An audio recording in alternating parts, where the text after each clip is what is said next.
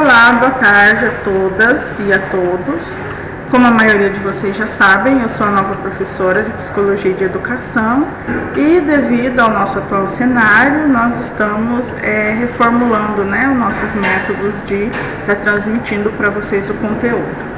Bom, na última aula que nós tivemos e a primeira que revidei, nós falamos um pouco sobre as várias teorias que tem dentro da psicologia, né? E aí até foi uma observação que vocês fizeram e alguns questionamentos de se é necessário vocês estarem gravando ou decorando esses conteúdos. Então, o que eu preparei para a aula de hoje é uma continuação daqueles slides que a gente já estava discutindo, né? Nós fizemos a aula retomando alguns conceitos e algumas teorias apresentados pela professora que estava ministrando a aula, e então na aula passada nós falamos sobre alguns desses conceitos. Hoje nós vamos dar continuidade a partir do slide do ambientalismo. Nós vamos finalizar hoje, o objetivo é que a gente finalize hoje todas essas teorias para que vocês possam compreender como foi que a psicologia da educação chegou, né, nos autores que vocês vão estudar daqui para frente. Então, a teoria do ambientalismo, ela também é derivada do empirismo, né, e ela atribui ao ambiente o poder do desenvolvimento humano. Então, como a gente tinha discutido na aula anterior, ela também é uma teoria que vai dizer que o ambiente é quem tem o maior poder no desenvolvimento humano, de que as nossas ações, que o nosso comportamento, eles são de alguma forma moldados pelo ambiente.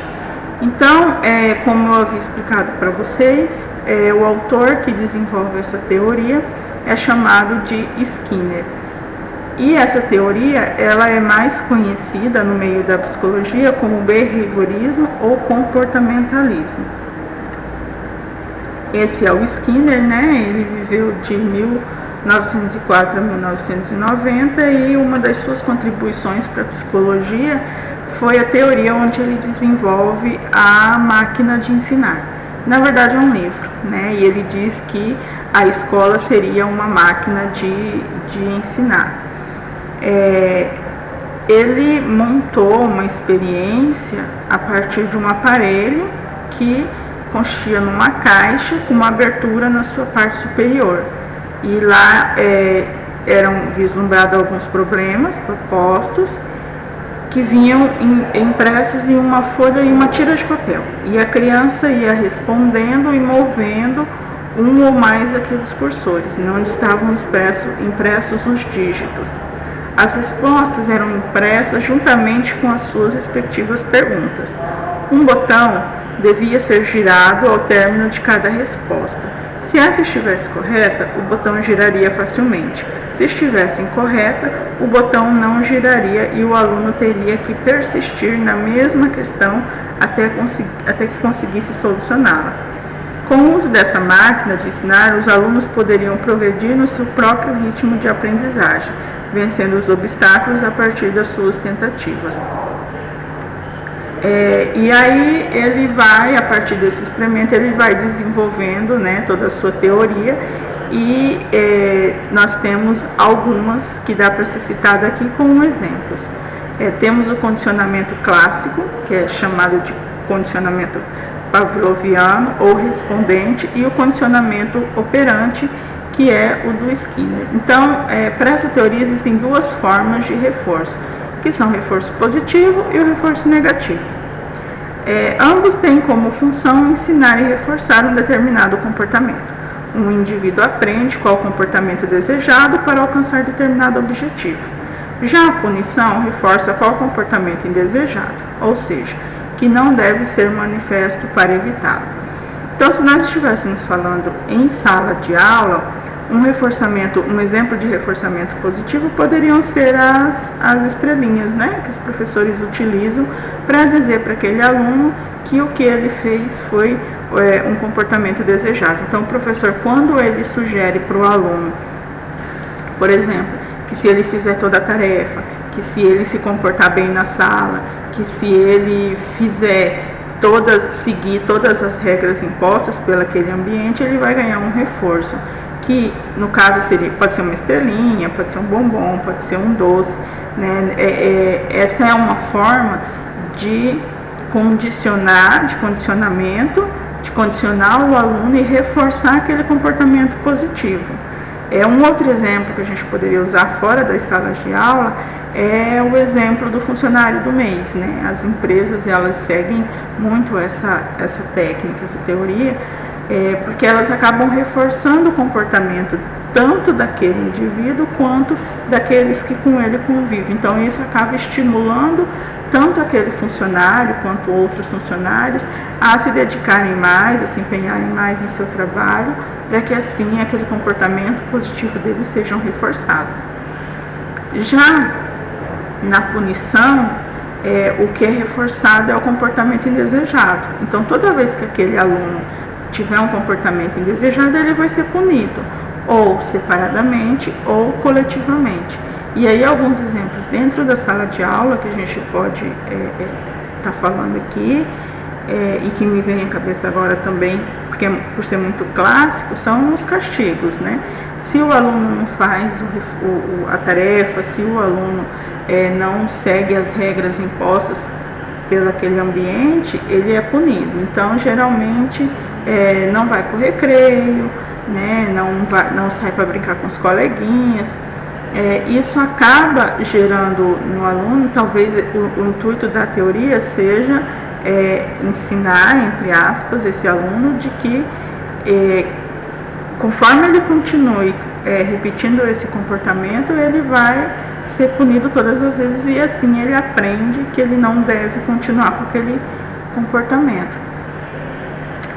Então, essa teoria, ela vai defender que as mudanças no comportamento, elas podem ser provocadas através do estímulo-resposta. Então, o ambiente oferece um estímulo e o aluno vai responder a esse estímulo de acordo com aquilo que vem sendo reforçado, né? Dentro dessa teoria também do behaviorismo e do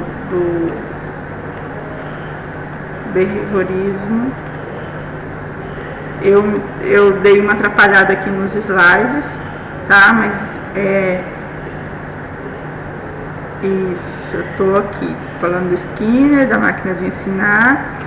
Dentro do behaviorismo ou do comportamentalismo, nós temos também um autor, John Watson, que foi aquele autor que eu citei para vocês, que fazia o experimento com uma criança. Não sei se vocês se lembram, de que ele pegou um bebê com o objetivo de provar que inclusive o medo era algo que poderia ser ensinado e que poderia ser condicionado. Então, para quem não se lembra desse experimento, é um dos experimentos mais polêmicos, digamos assim, né, do Watson, porque ele queria provar que todos os nossos comportamentos, incluindo as emoções, eles podem ser condicionados. Então, ele pega uma criança muito pequena e todas as vezes que um coelho se aproximava dessa criança, ele tocava um som muito alto, a criança se assustava e começava a chorar. Então, com o tempo, ele tirou o coelho, né, que era o estímulo, e mesmo sem o coelho, todas as vezes que a criança ouvia aquele som, ela começava a chorar e, segundo Watson, ela sentia medo. Então, ele desconsiderava os estudos dos fenômenos mentais e das sensações. Ele dizia que o controle do ambiente permitia que a gente moldasse qualquer tipo de comportamento, né? O que é uma discussão muito complexa, porque a gente sabe que nosso comportamento ele não é moldado só de acordo com o ambiente. E aí, para finalizar, nós temos as teorias do construtivismo, interacionismo e relativismo, que são bem semelhantes entre si. Então a gente vai dar destaque para a terceira, que é o relativismo, que concede ao ser humano fatores orgânicos, como fatores ambientais. Então ela vai dizer que o homem resulta das forças sócio-históricas específicas, mas ao mesmo tempo é capaz de ação que o leva a transformar seu meio.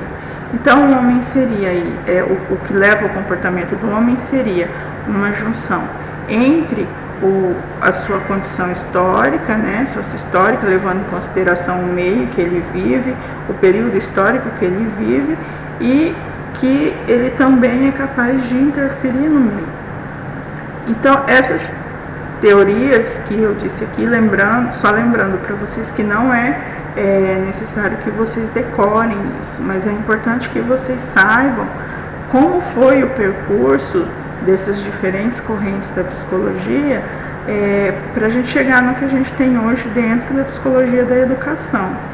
E aí a gente finaliza esse conteúdo e esperamos, né, que a próxima aula a gente já inicie com os autores que são mais utilizados dentro da pedagogia, que são Jean Piaget, o Vygotsky e o Vallon. Eu vou anexar no portal de vocês um estudo dirigido, que é composto por um artigo, que também está relacionado com o filme, né? Vocês assistiram na semana passada, como sugestão de atividade, um filme chamado Como Estrelas na Terra. E acredito que esse filme ele seja riquíssimo para discussões, por apresentar uma série de olhares diferentes. Ele nos possibilita uma série de olhares diferentes para o mesmo fenômeno, né? Então, com o filme, com a história do filme, a gente consegue ver como os diferentes meios em que o ator principal, o protagonista, vive, como esses diferentes ambientes vão olhar para ele com olhares diferentes, e o quanto isso acaba em alguns momentos dificultando o processo dele de ensino-aprendizagem, e o quanto em alguns momentos isso acaba ajudando, né? Então o filme ele foi passado com esse objetivo, de que vocês consigam identificar na história do filme esses diferentes olhares que foram dados para o protagonista e para a situação, para o problema que ele estava vivenciando. Então o filme, ele, apesar de ter sido semana passada, ter sido sugerido na semana passada, a gente ainda vai utilizar ele essa semana como um disparador da nossa atividade. Então eu estou encaminhando para vocês um artigo relacionado a este filme, né, um artigo onde foi feita toda uma análise para nos ajudar a pensar o papel da pedagogia e como esse filme pode ilustrar bem situações em que vocês futuramente, como profissionais, né, como professores que estarão em salas de aula, possíveis situações que vocês vão se deparar. E acho que pelas respostas de vocês do exercício anterior, eu vi que muitos de vocês se surpreenderam, né, principalmente com a forma com que o professor de artes passa a olhar para o protagonista. Então isso é bastante interessante.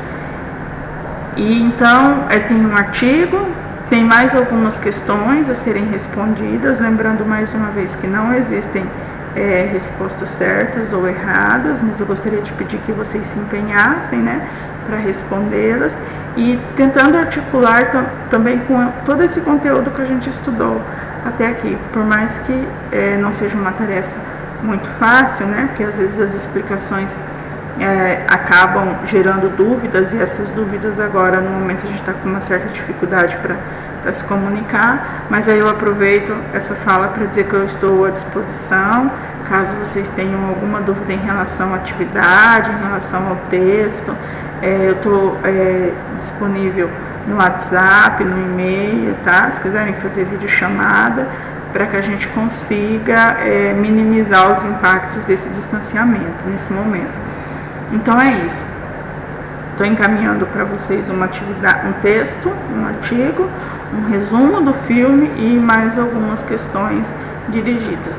Peço que vocês encaminhem essas questões para o meu e-mail, de preferência em Word, mas para aqueles que tiverem uma dificuldade, que não tiverem acesso a computador ou a internet, eu peço para que vocês entrem em contato para que a gente tente solucionar isso da melhor forma. Tá? Desejo a todos vocês uma boa semana, na medida do possível. Continuem tomando as medidas de precauções e qualquer dúvida eu estou à disposição.